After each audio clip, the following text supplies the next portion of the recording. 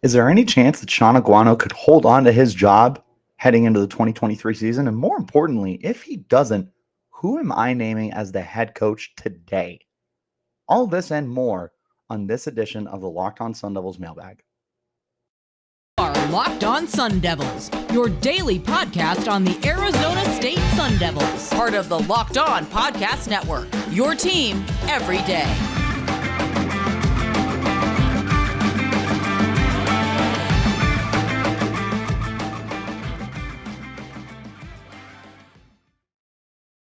Heyo, what is going on, everybody? My name is Richie Bradshaw. I am your guide for everything Arizona State Sun Devils. Thank you all so much for making this your first listen of the day. Remember, the Locked On Sun Devils podcast is free and available on all platforms, including YouTube, if you want to check us out on that visual platform. But of course, wherever you do get your podcast, hit that like and subscribe button, turn on those notifications, and always stay in touch with everything going on with the Locked On Sun Devils podcast all the time. Also, do me a favor. And if you are on Twitter, go ahead and follow me. You can find me at Richie Brads36, and you can find the podcast while you're there as well at LO_Sun Devils. Today's episode is brought to you by BetOnline. BetOnline has you covered this season with more props, odds, and lines than ever before. BetOnline, where the game starts. All right, guys, it's mailbag week. Well, not week, but it's mailbag time. And we're just going to hop right on into this thing. Got a lot of questions today. I think I counted 8, but don't count on my counting skills because I went to Mountain Ridge High School and we don't count so wells.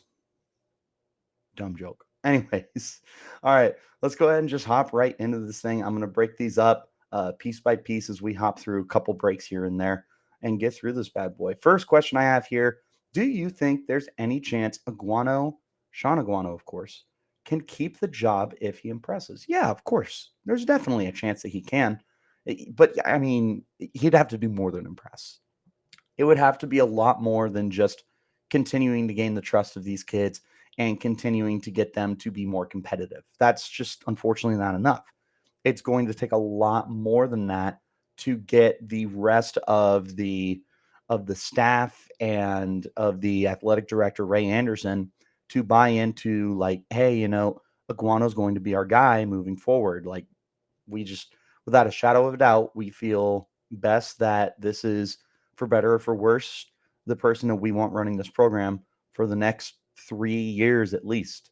So he's going to have to deliver in the wins department, not just in the moral victories, not just in the building up a community within the players and the staff and everything like that, building a new what's the word I'm looking for? Like mentality and all that, but he's also going to have to win games. And he's probably going to need to get bowl eligible at least. So a 6-6 record. And that ASU Sun Devils schedule it's no cakewalk the rest of the year.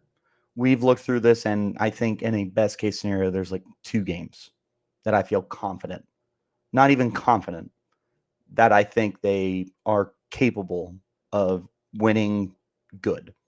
The rest of the games, man, it'd have to be upsets because you got two more ranked games coming up here over the next 2 weeks, and by the time you get later into the season, you could see Wazoo or Oregon State ranked as well. So we'll just have to wait and see. Next question: what is the least appealing aspect of bringing in a new head coach?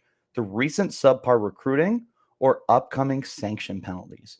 So at this point, I feel like it's turned into, we if we were going to get slammed by the NCAA, we would have by now. So I don't know if those sanction penalties are going to be anything that's going to deter a lot of people away. If it was between one of those two, it's definitely the recruiting classes. But the other thing to remember is that these are Herm Edwards recruits, right? So if Bill O'Brien comes here, Bill O'Brien's going to get Bill O'Brien recruits, but unfortunately, they're not going to be there for 2023, the next year, right? They would be 2024, 2025, 2026 kind of thing. So where whoever the next coach, wherever the next head coach is coming to the program, like the biggest thing for them is going to be, realizing that this is a bit of a project. We're not going to be a bowl eligible team from year one. Heck, it might not be for year two either. But you got to give whoever's coming in here a fair opportunity to be able to build up a rapport with whatever they're trying to build up. Next question: what player or players do you think need to take control and be a leader than most? When a coaching staff has a bunch of question marks, it's absolutely vital that there are leaders in the locker room to drive the team. Who should it be? I think the most obvious ones are Merlin Robertson and Kyle Sully. The most veteran players on the team. They're both very integral to the defense. In fact, Sully has been one of the best players on the Sun Devils team in general, let alone the fact he's got 51 tackles and is on pace for 153 this year. He's just been absolutely insane. He's playing with his hair on fire for the Sun Devils. But him and Robertson have both been with the program a long, long time now and are firmly established guys and people that, the rest of the players and the coaching staff highly respect their veteranship and their status with the team. There's other guys as well. You could just look at the captains, honestly, but I don't want to say Emory Jones because it's his first year, but obviously you want to see your quarterback kind of take control. I want to see Ladarius Henderson also take control the way that I know he has been. Case Hatch is another captain, but I don't think I would necessarily put him on that list. I wish Brian Thompson could have been that guy, but he's just not. I also don't know if it's fair to put that on Valladay. So if I had to pick three, it'd be Robertson, Sully, and Ladarius Henderson. All right, let's go into our first break. When we return, we're going to go ahead and pick it up where we left off for our edition of the Mailbag. But first, let me talk to you about our friends over at BetOnline. BetOnline.net is your number one source for football betting info this season. Find all the latest player developments, team matchups, news, podcasts, and in-depth articles and analysis on every game you can find. And as always, BetOnline remains your continued source for all your sports wagering information with live betting and up-to-the-minute scores for every sport out there. The fastest and easiest way to check out on all your favorite games and events, including Major League Baseball, MMA, boxing, and golf. Head to betonline.net or use your mobile device to learn more about the trends and action happening right now at BetOnline, where the game starts.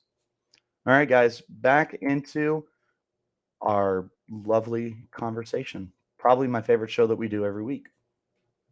Next, goodness gracious. Next question here. What did you think of the first game under the new coach? Did you see any noticeable differences, positive or negative? I feel like they played worse this week than they did against a better Oklahoma State team on the road. So let's kind of break this down. What did I notice? What did I think of the first game under Shaun Aguano? I think we got our lunch money stolen, but I think that was expected. I think that ASU is going to be quite the project moving forward, and there's not a single head coach who can come in here and turn this team into a national championship. Nick Saban would need a year. Like, Nick Saban wasn't an instant winner with Alabama. I believe he had a losing season his first year there before he ends up, obviously winning natties every single year, every other year. But even Nick Saban would have to come to this Arizona State program and take a lump because that's just how down this program is right now.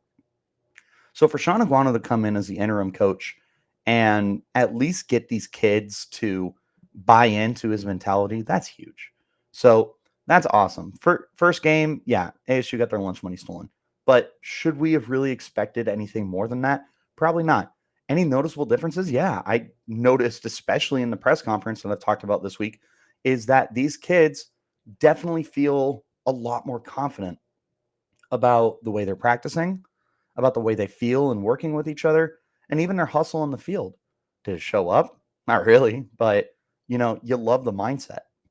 You love that maybe moving forward, that continues to build traction with the team and that they can still be able to build upon that and become better and better as the year progresses.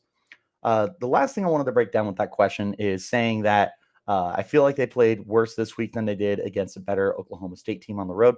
I would agree that they did play worse, definitively worse, but there's a lot of other different circumstances that go into that. One, you were in Stillwater. This game was in Tempe. Regardless of the fact that like Utah travels well and ASU fans are not interested in going to these games, it is still a difference between going to an enemy team's territory, a ranked enemy team's territory, and being able to stay at home. And the other thing here is ASU at the time still had familiarity with the schemes and everything that they were going to be running. Going into this game, I mean, everything was changed. As Taylor Swift and Ed Sheeran would say, everything has changed. And moving forward, that'll be for the best. But obviously for this game, you can't expect them to look outstanding, I suppose. I think my biggest thing here is I feel like Utah is getting slept on a little bit. I would not say that Oklahoma State is better than Utah. I am still a very big Utah believer.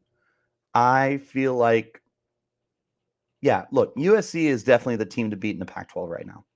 But Utah is still the reigning champs. They went to the Rose Bowl last year. They played a very good game against Ohio State. They're still a very determined team. They're young. They're exciting. They're explosive. They got playmakers. They're very well coached. I still think that Utah is a very good football team. Sure, they're probably behind USC right now. USC's way ahead of where I ever thought they would be. But props to them. But comparing them to Oklahoma State, I think I would take Utah on neutral field. I would definitely take them in Salt Lake City. In Stillwater would be a close game. But I think that Utah is a better team on both sides of the football. I think they got that better coach. I think they've got the better overall defense. Now, obviously, what's that kid's name? Colin Oliver for the Cowboys is really good. That whole defensive line absolutely ate Arizona State alive. But that was a tough game.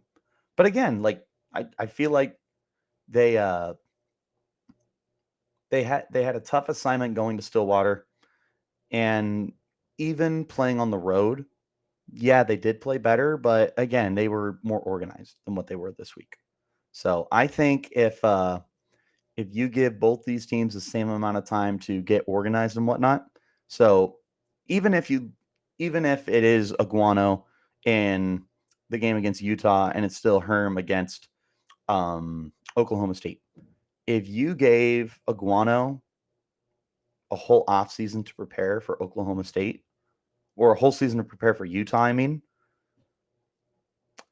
I don't know if they're still going to be as prepared as the team was for Oklahoma State. I don't know. Like, I feel like I'm just kind of jumping back and forth.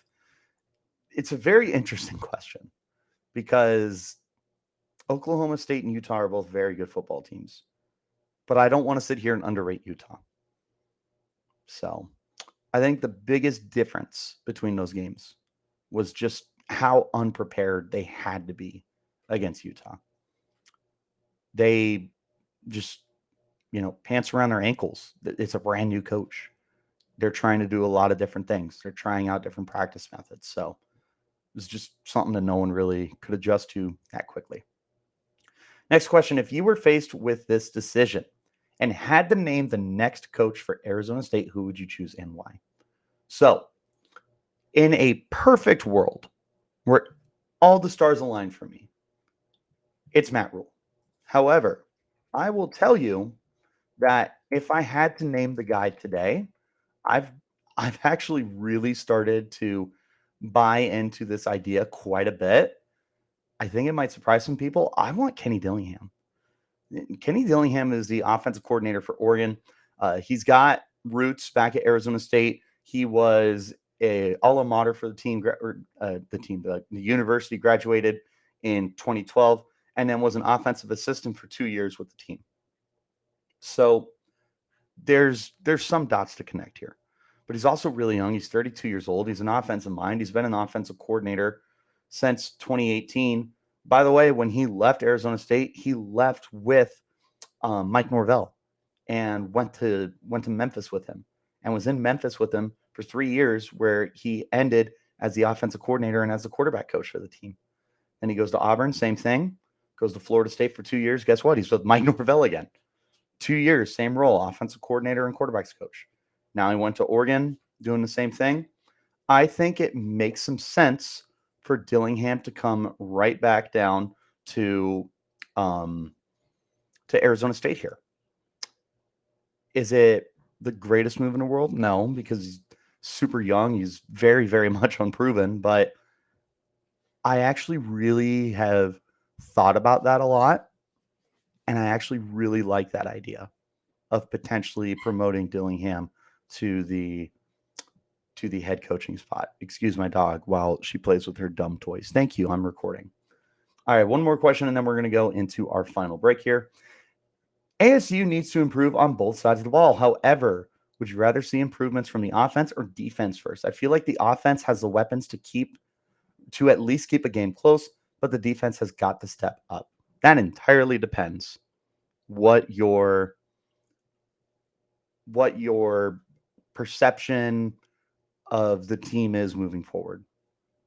What are you trying to do? Are you trying to keep people entertained? Because if that's the case, then you definitely want your offense to get back to scoring 28 plus points a game. Are you trying to set a precedent moving forward? Then you want your defense to step back up. Me personally, I think right now it's just too late for you to be trying to set a precedent. You're 1-3 on the year. You would be lucky to win 2 more games. I think right now you need to just put a product on the TV that people will enjoy. And even if you're losing games, if you're scoring 28 points a game, it's a little more entertaining than watching a 24-10 defensive game, quote unquote. But if you had a 40-30 shootout, at least that gets you a little bit more excitement. You're going to get some highlight plays out of it. And then obviously that means that guys like Emory Jones and X-Valade are still playing good. So unfortunately, as much as I am like a defensive guy, I think right now it's got to be offense because the team needs to be able to sell its image moving forward.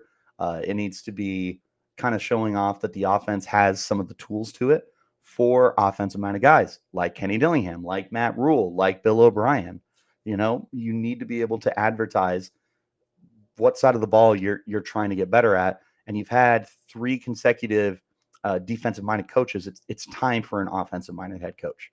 So express your interest in the offense, in my opinion. All right, one last break. When we get back, we're going to finish up the rest of these questions. First, I want to talk to you about our friends over at My Solar Nerd. I'm really excited to actually talk to you guys about this today, being in Arizona. So you guys know we live in a sunny state. There's a lot of sun in sunny states. Who would have thought? It's very likely that you guys have probably had people coming around and offering you free solar. The truth is that many of these companies aren't local, and because of that, they're using misleading tactics and end up overcharging homeowners. If you've considered solar, but something fell off, then you're going to love this sponsor, My Solar Nerd. My Solar Nerd is simple. They want to help you get the best solar system to fit your needs. The guys at mysolarnerd.com are local and understand the nuances of going solar in Arizona. They've been doing this for a while and understand that an educated customer is a happy customer. Their no pressure approach will make sure all your questions get answered. They firmly believe that if you live in AZ, switching to solar should mean saving money. Once you're ready, they'll put their industry knowledge to work for you by choosing the best equipment, warranties, and BBB accredited installer. They'll also help you figure out all the credits and incentives you may qualify for, and they'll make sure that your transition to solar is as smooth as possible by managing the entire project for you and keeping you updated along the way. Right now, our listeners are getting a $50 Amazon gift card when they book a no commitment evaluation. This promotion is only for our listeners that are homeowners. So visit mysolarnerd.com and select Locked On in the How Did You Hear About Us section. Make the switch to solar on your terms. Start your research process by visiting mysolarnerd.com today and show Locked On some love by letting them know that we sent you. Folks, going solar doesn't need to be complicated. mysolarnerd.com makes it easy. Make sure you guys have subscribed by now to the Locked On Pac-12 podcast. Stay in touch with the Conference of Champions and everything that's going on with Arizona State's 11 rivals in this wonderful conference with number one friend of the podcast and host Spencer McLaughlin. Make it your second listen of the day. No excuses. Stay in touch with everything going on in the Pac-12, especially with ASU being bad. 2 more questions and we're going to get out of here. Focusing on USC now. First one, will ASU cover the spread? Currently, our friends over at BetOnline, where the game starts, has USC minus 25. There was a place I saw yesterday that was minus 26. So hop on that right now and take USC to cover. You have to go to the Coliseum. You're playing Lincoln Riley, who remains one of the best head coaches in football, one of the greatest offensive minds that college football has seen in the last 10 years. You're going up against Caleb Williams, who is building a Heisman Trophy campaign. You're going up against Jordan Addison, who is building up another Fred Biletnikoff Award campaign. They've got some really talented running backs like Travis Dye. They've got great players on the defensive side of the ball, including someone Arizona State is intimately familiar with in Eric Gentry. Yeah, it's a good football team. Just top to bottom, all their spots. Very, very good, very well coached, and you're on the road. ASU doesn't have a chance in this game. They really don't. If they pull this off, I want to see the whole stadium sold out for Washington. No excuses. If you find a way to take down USC in USC, if I do not see a sold out stadium in Washington, I am personally going to tweet at you online and tell you that you're a loser, I guess. I don't know. But no, I don't think ASU's covering the spread. For what it's worth, the over-under for the total is 60.5, and I think USC could get that by itself. So last question here, potential head coach candidates not being talked about. So, man, we've done a lot of talking about the head coaching candidates, some of them more obvious than others. One of the ones that's gaining more traction recently is Dion Sanders. That's a really intriguing one to me. I'm not the biggest Dion Sanders is the next best thing at head coach, but he's really got Jackson State moving in the right direction right now. They're blowing out teams and they're dominating their competition. They look very, very good. And he already recruited the number one player in the nation in that defensive back. So if Dion comes to Arizona State, he can recruit the hell out of this program. Question is, can he coach it? I don't know. So that was an interesting one. That one's gaining a lot more traction, though. So I wouldn't classify that as one that no one's talking about. I feel like Kenny Dillingham is probably the biggest one that no one's talking about for Arizona State. I know some people are linking Brian Harsin from Auburn to come over, especially because former Alabama quarterback A.J. McCarron decided to start stirring the pot and mention that he saw somewhere that Harsin has already been told that he's going to get fired. And I mean, even before this, quote unquote, confirmation that a rival quarterback has made about your team, even if that does happen, I don't know if Harsin is still the best fit here. I don't know how much people are talking about Tom Herman. I feel like that would also be like a sneaky good hire for the team.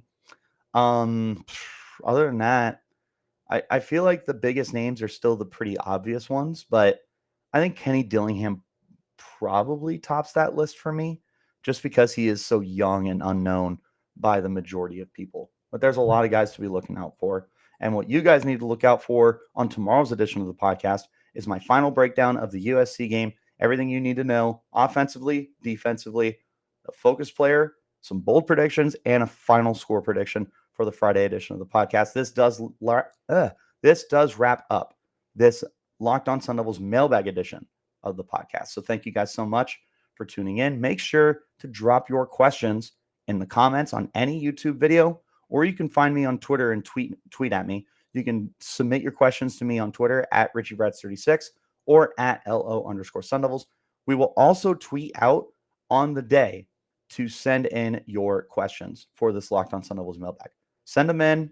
They're going to get answered. I promise you.